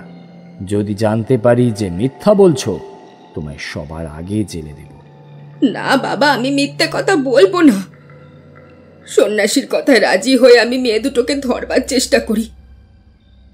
2 দিন তাদের বাড়ির কাছে গিয়ে ঘুরেও আমি তাদের ধরতে পারিনি। শেষে একদিন ভোরে দুজনে মিলে বাড়ি থেকে বের হয়, আমি পিছু নিই। যখন তারা পদ্মপুকুরের ধারে গেল, তখন আমি কৌশল আরক মেশানো 2টো জবা ফুল তাদের নাকের কাছে গিয়ে ধরি। ফুলের গন্ধে তারা একেবারে পাগল হয়ে যায়। আমি যা বলি তারাও তাই করে। এই সুবিধা পেয়ে আমি বিরক্তি না করে তাদেরকে একটা গাড়িতে করে সন্ন্যাসীর কাছে নিয়ে যাই। তারপর সন্ন্যাসীর নিকট থেকে টাকা নিয়ে ঘরে ফিরে আসি। আমি জানি না মেয়ে দুটোর কি হলো।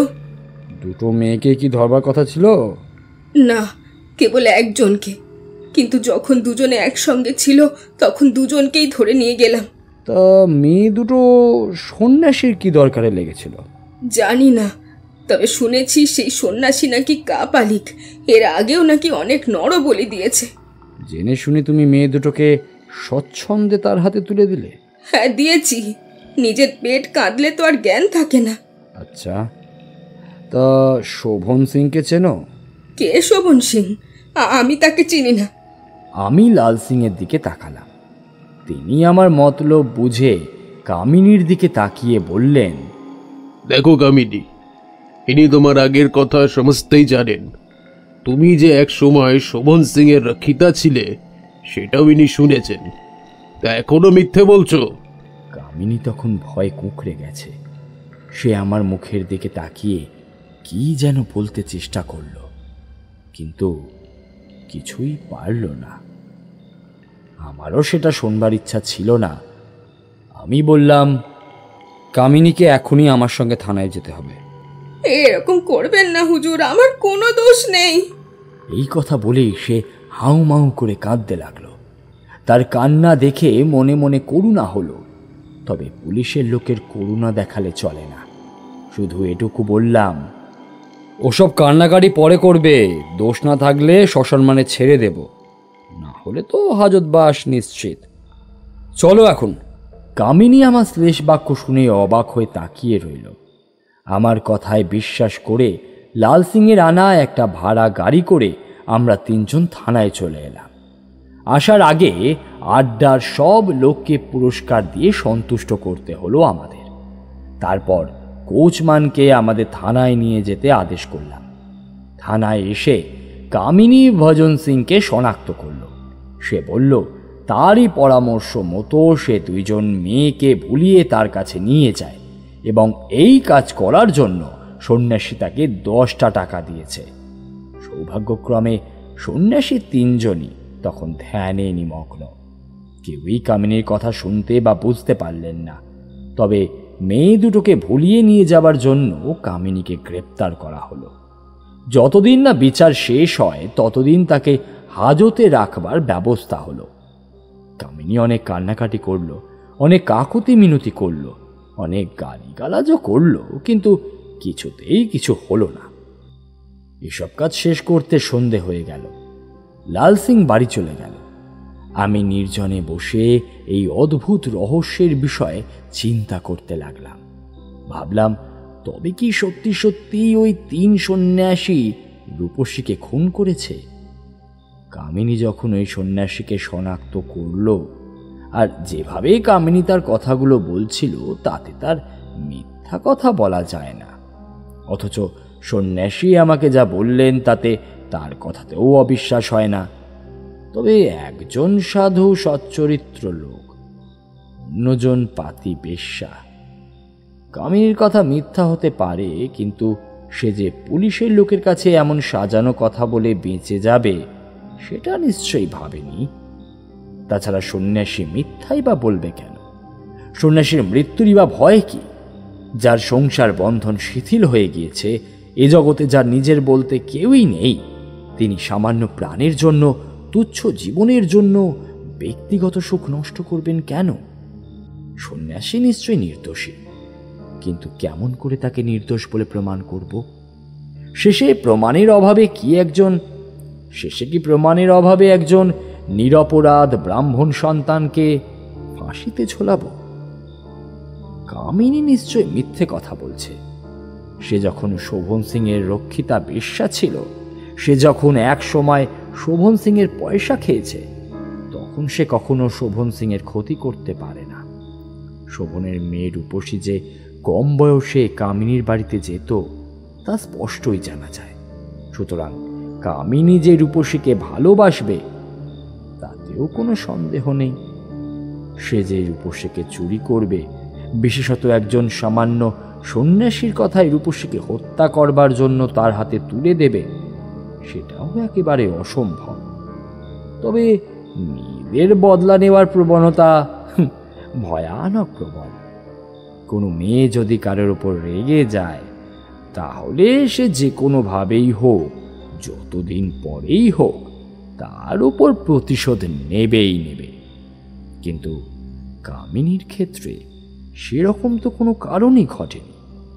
লাল সিং এর মুখে শুনলাম কামিনী এখনো শোভনের কাছ থেকে কিছু কিছু টাকা পয়সা পায়। এই সবই চিন্তা করতে করতে হঠাৎ একটা উপায় মনে পড়ল। কিন্তু লাল সিংকে প্রয়োজন, আমি একটা চিঠি লিখে কাল সকালে আসতে বলে দিলাম।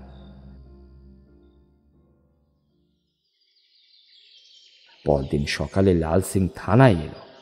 আমার অফিসে তিনি আসলে তাকে জিজ্ঞাসা করলাম, আচ্ছা, এই শোভনের ভগ্নী ছাড়া আর কি কোনো আত্মীয় আছে? আত্মীয়? আগে না, শোভনের দুজন ভাগ্নি ছিল। একটা ছোটবেলায় মারা পড়ে, অপরটা এখনো রয়েছে। তা এই শোভনের ভগ্নির স্বভাব কেমন? অতি কুৎসিত, নোংরা।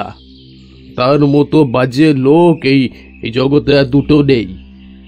তাকে খারাপ বললেও ঠিক সুবিচার করা হয় না। সেই ভগ্নী যত অনিষ্টের মূল। শোভনের ইচ্ছে থাকলেও শুধুমাত্র ওই ভগ্নির কথা সে রূপসীর সাথে আমার বিয়ে দিতে নারাজ ছিল। ভগ্নির সন্তান আছে? একটা মেয়ে ছাড়া আর কোনো সন্তান তো হয়নি তার। তার বাড়ি কোথায়? ওই শিয়ালদার কাছে। চেনো তার বাড়ি? হ্যাঁ, সে বাড়ি আমি চিনি। শোভনের ভগ্নী তো এখন তার বাড়িতেই আছেন। তা শুনেছি রূপসীর বিয়ে উপলক্ষে তিনিও ভাইয়ের বাড়িতে গেছেন। সম্ভবত এখনো ফিরে আসেননি। কে বলল? শোভনের ভগ্নী তার বাড়িতেই আছে? হ্যাঁ, আমার বিশ্বাস তিনি বিয়ের দিন সকালে নিজের বাড়িতে গিয়েছেন। সে কি, রাত্রে ভাইজির বিয়ে আর সকাল সকাল নিজের বাড়িতে চলে গেলেন? এ তো অদ্ভুত কথা বলছো। এই কেমন রহস্য? আগে রহস্যই তো বটে। তিনি রূপসীর বিয়ে দেখিতে আসিলেন, অথচ বিয়ের দিন সকালে কেন নিজের বাড়িতে ফিরে গেলেন এ আমিও ঠিক বুঝতে পারিনি। শোভন সিং এর মুখে তো সেরকম কথা কিছু শুনলাম না। তার ভগ্নী যে সেই দিন সকালেই নিজ বাড়িতে গিয়েছেন এ কথা তো তিনি বললেন না। বরং এমন কথা বলছিলেন যাতে আমি বুঝেছিলাম যে তিনিও তখনও সেই বাড়িতে রয়েছেন। এমনকি তিনি তার ভগ্নীপতিকে পর্যন্ত দেখিয়েছিলেন আমায়। তার ভগ্নীপতি এখনো আছেন বটে, কিন্তু ভগ্নী নেই। কেন তিনি নিজের বাড়িতে ফিরে গেছেন আপনি কি বলতে পারেন? আগে না, সে তো আমি জানি না। তাহলে মশাই, আপনাকে এখন একটা কাজ করতে হবে। আমি একবার শোভনের ভগ্নীর বাড়ি যেতে চাই। আপনাকে অবশ্য যেতে হবে না, শুধু দূর থেকে বাড়িটা আমাকে একবার দেখিয়ে দিতে হবে। লাল সিং রাজি হলেন। আমি আবার ছদ্মবেশ পরে নিয়ে লাল সিং এর সঙ্গে সঙ্গে শিয়ালদার দিকে হাঁটা দিলাম। তখন রাত 8টা বাজে। একটা নির্জন জায়গায় এসে পড়লাম দুজনে। সেখানে লাল সিং একটা বাড়ি দেখিয়ে দিলেন। আমি তাকে থানায় ফিরে যেতে আদেশ করে খুব ধীরে ধীরে সেই বাড়ির ভিতরে প্রবেশ করলাম। বাড়িটা ছোট হলেও দোতলা। বাইরেটা বেশ পরিষ্কার পরিচ্ছন্ন। সদর দরজা পার হয়ে দুই দিকে দুটো ঘর দেখতে পেলাম, কিন্তু দুটো ঘরের দরজাতেই চাবি দেওয়া। সদর দরজা পার করে কিছু দূর এগোনোর পর একটা দরজা দেখতে পেলাম, কিন্তু সেটাও ভিতর দিক থেকে বন্ধ। ভিতরে প্রবেশ করতে না পেরে আমি সেই দরজার পাশে দাঁড়িয়ে কড়া নাড়তে লাগলাম। অনেকক্ষণ কেউ কোনো সাড়া দিল না। আমি প্রায় আধ ঘন্টা ধরে সেই কড়া নাড়তে লাগলাম। অবশেষে বিরক্ত হয়ে চিৎকার করলাম, কেউ আছেন ভিতরে? দরজা খুলুন! এইভাবে আরো 10 মিনিট চিৎকার করলাম। তারপর একজন মহিলার গলা শোনা গেল, এই কে গো? দরজা যে ভেঙে গেল। সে কি আমার দোষ? 1 ঘন্টা ধরে ডাকাডাকি করেও সাড়া পাই না কেন? আমার কথা শেষ হতে না হতেই দরজাটা ভেতর থেকে খুলে গেল। একটা বুড়ি দাসী একটা আলো হাতে নিয়ে আমার দিকে তাকিয়ে জিজ্ঞাসা করল, আপনি কি চান? আমি ইচ্ছে করেই বললাম, রূপসীকে তাড়াতাড়ি আমার কাছে এনে দাও। ওকে এখানে রাখাটা ঠিক নয়। পুলিশের লোকে জানতে পারলে বাড়ি শুদ্ধ সকলকে এখনই বেঁধে নিয়ে যাবে। শুনেছি 3 জন সন্ন্যাসী গ্রেপ্তার হয়েছে। যতদিন না বিচার হয় ততদিন রূপসীকে সাবধানে রাখতে হবে। আমার কথা শুনে দাসী আমার মুখের দিকে তাকিয়ে রইল, কিন্তু কোনো উত্তর করল না। রূপসী আছে কিনা সে বিষয়েও কোনো কথা বলল না। তার মুখের ভাব দেখে মনে হলো রূপসী সেখানেই আছে, কিন্তু সে কথা সাহস করে বলতে পারছেন না। আমি নিশ্চিত অবশ্য জানতাম না, একটা আন্দাজ করছিলাম মাত্র। আমি যখন লাল সিংয়ের মুখ থেকে শুনলাম বিয়ের দিন সকালে শোভনের ভগ্নী বিয়ে না কাটিয়েই বাড়ি চলে এসেছে, তখনই আমার সন্দেহ হয়। তারপর অনেক ভাবার পর বুঝতে পারলাম আমি ঠিক ধরেছি। তাই দাসীকে দেখে রূপসী এখানে আছে কিনা জিজ্ঞাসা না করেই তাকে ডাকার নির্দেশ দিলাম। তবে দাসী বুড়ি আমাকে বিশ্বাস করতে পারছিল না তখনও। তবে এটার জন্য আমি প্রস্তুত ছিলাম। হাজার হোক আমি তার অপরিচিত, সুতরাং এমন অবস্থায় অচেনা লোককে বিশ্বাস করা যায় না। তাই পকেট থেকে একটা চিঠি বার করে বললাম, তোমার কি আমার কথা বিশ্বাস হয় না? এই দেখো, এই চিঠিটা নিজে পড়ে দেখো। শোভন সিং আমাকে এই পত্র দিয়েছেন। আমি লেখাপড়া জানি না বাবু। তাহলে আর দেরি করো না, এখন আমাদের খুব বিপদ। দেরি হলে যে কেউ ধরা পড়ে যেতে পারি। এই বলে চিঠিটা তার হাতে ধরিয়ে দিলাম। না মশাই, আপনাকে আমাদের অবিশ্বাস নেই। তবে কি এ কাজ খুব গোপনে করাই ভালো। আমি তো এর আগে আপনাকে আর কখনো দেখিনি, সেই জন্যই চিনতে পারছি না। একজন পরিচিত লোক পাঠানো শোভনের উচিত ছিল। আজ রাতেই রূপসীকে কোনো গোপন জায়গায় সরিয়ে ফেলতে হবে। এত তাড়াতাড়ি পরিচিত বিশ্বাসী লোক কোথায় পাবেন? আমি যদিও তোমাদের পরিচিত নই বটে, কিন্তু শোভন সিং আমাকে অনেক কম বয়স থেকে চেনে। আমার মতো বিশ্বাসী লোক এত তাড়াতাড়ি পাবেন না বলেই কোনো পরিচিত লোককে পাঠাতে পারেননি। সে যাই হোক, তুমি চিঠিটা ভেতরে নিয়ে যাও, শোভন সিং এর ভগ্নির হাতে গিয়ে দাও। সেটা পড়ে উনি যা ঠিক করবেন সেটাই হবে। চিঠি পড়বেন কেমন করে? তিনিও আমার মতন লেখাপড়া জানেন না। হ্যাঁ, তা আমি জানি, কিন্তু শোভন বললেন তার ভগ্নির চাকর পড়াশোনা জানে এবং সেই তার ভগ্নিপতির অবর্তমানে এবারে অনেক চিঠি তো পড়ে দেয়। সে চাকরটা তো তাদের বাড়িতেই আছে। আমি ভীষণ ফাঁপড়ে পড়লাম। মনে হলো এইবার বুঝি আমি ধরা পড়লাম। তাই বললাম, সে কি? শোভন সিং যে আমার সামনেই তাকে এখানে আসতে বললেন, তা সে কি এখনো সেখান থেকে ফিরে আসেনি? কই, এখনো তো আসেনি। তাহলে হয়তো একটু দেরিতে আসবে, কিন্তু আমি তো ততক্ষণ দেরি করতে পারবো না। কে জানে, হয়তো তার মধ্যেই পুলিশের লোক এখানে আসতে পারে। এখানে আসলে কিছু করতে পারবে না। তবে যদি... দাসী আর কোনো কথা বলতে সাহস করলো না দেখে আমি বললাম, তবে যদি কি? আরে যা বলতে চাও তা বলে ফেলো। আমাকে নিয়ে তোমার কোনো ভয় নেই। আমি বিশ্বস্ত লোক বলি তো শোভন সিং আমাকে পাঠিয়েছে। আপনাকে কোনো অবিশ্বাস নেই, আপনাকে সব কথাই খুলে বলতে পারি। কিন্তু কি জানি, যদি আর কোনো লোক আমাদের এই সব কথা শুনে ফেলে, সেই জন্যই সাবধান হওয়ার চেষ্টা করছি। ও, তাই এখানে আপাতত আর কোনো লোক নেই। আমি আসার সময় সবই দেখে এসেছি। চারপাশটা খুব নির্জন। তুমি স্বচ্ছন্দে সব কথা আমাকে বলতে পারো। তা এখন কি বলছিলে সেটা বলো। বলছিলাম, যদি রূপসী কোনো রকমের চিৎকার করে 5 জনকে জানিয়ে দেয়, তাহলেই সর্বনাশ হবে। মেয়েটা বড় দুষ্টু। কেন? সে নাকি সেই বুড়োকে বিয়ে করতে পাগল হয়েছে। বুড়ো আবার কি? কেন? যার সঙ্গে তার বিয়ের কথা। সে বুড়ো নাকি? আমি অবশ্য একবার মাত্র তাকে দেখেছিলাম। দেখতে বুড়ো না হলেও তার বয়স হয়েছে। তাও আবার লোকটার প্রথম পক্ষের ছেলেটা থাকলে এতদিনে তার 10 বছর হতো। যার ছেলের বয়স 10 বছর, তার আবার বিয়ে করা কেন? তার ছেলেটা এখন কোথায়? মারা গেছে। রূপসীর তবে এ বিয়েতে অমত নেই?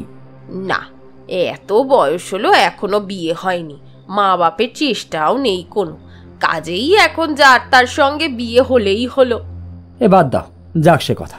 এখন রূপসীকে নিয়ে এসো, আমি তাকে এখান থেকে নিয়ে যাব। আজই কোনো দূর দেশে রওনা না হলে শোভনের আর রক্ষে নেই। শুনেছি সে ভাবি জামাইয়ের কাছ থেকে 800 টাকা আদায় করেছে। ধরা পড়ে গেলে ফেরত দেবে কি করে? আপনি বসুন, আমি এক্ষুনি আসছি। দাসী আর কথা না বাড়িয়ে আমাকে বাইরে অপেক্ষা করতে বলে বাড়ির ভিতর চলে গেল। মিনিট 5 পরে একটা কম বয়সী মেয়েকে নিয়ে ফেরত এলো। এই মেয়ে কি তাহলে রূপসী? এর আগে আমি রূপসীকে কোনোদিন দেখিনি। ভেবেছিলাম হয়তো একেবারেই বাচ্চা মেয়ে, কিন্তু এখন যা দেখলাম তাতে স্তম্ভিত হলাম। রূপসীকে দেখে তার বয়স কম করে 15 বছর বলে মনে হলো। তার শরীরে যৌবনের সমস্ত চিহ্নগুলো ধীরে ধীরে পরিষ্কার হচ্ছে। সে আমার মুখের দিকে সাহস করে তাকাতে পারল না। রূপসী সুন্দরী ও যুবতী, তার জন্য লাল সিং যে অনায়াসে 800 টাকা দেবে তাতে আর কি বা আশ্চর্য। দাসের সাথে রূপসীকে দেখে আমি বললাম, তোমার বাপের ইচ্ছা নয় যে তুমি আর এখানে থাকো, তোমাকে এখনই আমার সঙ্গে যেতে হবে। ভেতর থেকে আরও একজন রমণী উত্তর দিলেন, দাদার যেমন বুদ্ধি, আমাদের এখানে থাকলে কোনো গন্ডগোলের সম্ভাবনাই নেই। কেন যে দাদা রূপসীকে এখান থেকে সরিয়ে নিয়ে যাচ্ছে কে জানে। কিন্তু এটা তো দাদার নির্দেশ। যাই হোক, এতে আর আমার কিছু বলার নেই। দাদার কথা মতো রূপসীকে আপনার সঙ্গেই পাঠিয়ে দিচ্ছি। দেখবেন যেন কোনো বিপদে পড়তে না হয়। আপনি সে ভয় করবেন না। শোভন সিং বুঝে শুনেই আমার ওপর এই কাজের ভার দিয়েছেন। বরং রূপসী এখানে থাকলে আপনাদের বিপদের সম্ভাবনা আছে, কারণ পুলিশ আসতে পারে যে কোনো সময় এখানে। এখন আমার সাথে গেলে সেরকম কোনো ভয়ের কারণ নেই। আপনি চিঠিটা রেখে দিন, ওতে আমার নাম ধাম সবই আছে। প্রয়োজন হলে আমায় খবর দিতে পারবেন। তবে এটা জেনে রাখুন যে আমি আজই রাত 10:30টার সময় কলকাতা ছাড়ব। রাত্রি 9টা বেজে গেল। আমি আর দেরি করতে পারলাম না। রূপসীকে নিয়ে একটা গাড়িতে উঠলাম। প্রায় আধ ঘন্টার মধ্যেই থানায় ফিরে আসলাম। এ কি আমি থানায় কেন? আপনি কি? আমি পুলিশের লোক। লাল সিং আপনাকে খুঁজে বার করার জন্য আমাদের কাছে এফআইআর করে গেছেন। লাল সিং? সত্যি? আমি তার কাছে যেতে পারবো তাহলে? হ্যাঁ, তোমার বাবা রটিয়ে দিয়েছেন যে তুমি নাকি বেঁচে নেই, তাই সে থানায় এসেছিল। তুমি এখানে একটু বসো, এখনো অনেক নাটক দেখা বাকি আছে যে তোমার। থানায় এসে রূপসীকে একটা ঘরে রাখলাম। এরপর একজন কনস্টেবলকে শোভন সিংয়ের বাড়িতে পাঠিয়ে দিলাম। বলে দিলাম সে যেন অবিলম্বে তাকে ডেকে আনে। 1 ঘন্টার মধ্যেই কনস্টেবল শোভনকে নিয়ে ফিরে আসলো। আমি কোনো কথা না বলে তখনই তাকে বন্দি করতে আদেশ দিলাম। শোভন সিং আমার আদেশ শুনে স্তম্ভিত হয়ে গেল। এ কি রকম বিচার হলো? একে তো আমি ধনে প্রাণে মারা পড়ছি, তার উপর আমাকেই বন্দি করলেন। আমার অপরাধ কি? আজ অনেক রাত হয়েছে, সব কথা কালই জানতে পারবেন। আর আমার অপরাধ? যথেষ্ট। আপনি লাল সিংয়ের কাছ থেকে 800 টাকা ঠকিয়ে নিয়েছেন। একজন নয়, 3জন সন্ন্যাসীর ওপর আপনার মেয়ের খুনের অপবাদ দিয়ে তাদেরকে ফাঁসিয়েছেন। সে কি? আমার মেয়ে কোথায়? আপনার কি মনে হয়? আমি তো জানতাম সেই সন্ন্যাসী আমার শত্রু ভজন সিং তাকে খুন করেছে। এতদিন ধরে আমি এই কথাই তো জানি। এই দেখুন, আপনি এখনো মিথ্যা বলছেন। রূপসীকে যে কেউ খুন করেনি এই কথা আপনিও ভালো করে জানেন। কিন্তু বলুন দেখি, পরশু রাত থেকে আপনি কি কি কাণ্ড করেছেন? আপনার কান্না দেখে আমি ভাবছিলাম আপনার মেয়ে সত্যি সত্যি খুন হয়েছে, কিন্তু ঈশ্বরের ইচ্ছায় এখন কোনো রহস্য নেই, আর সবটারই সমাধান করেছি। আপনি যে কি ভয়ানক লোক, একজন নিরীহ লোককে ফাঁসাবার জন্য যে কি ভয়ানক ষড়যন্ত্র করেছেন তা আপনি নিজেও জানেন। আমি কি করে জানলাম এসব? কাল সকালবেলা আপনি সমস্তটাই জানতে পারবেন। কিন্তু আমি জানতে চাই, আমি এখানে কেন?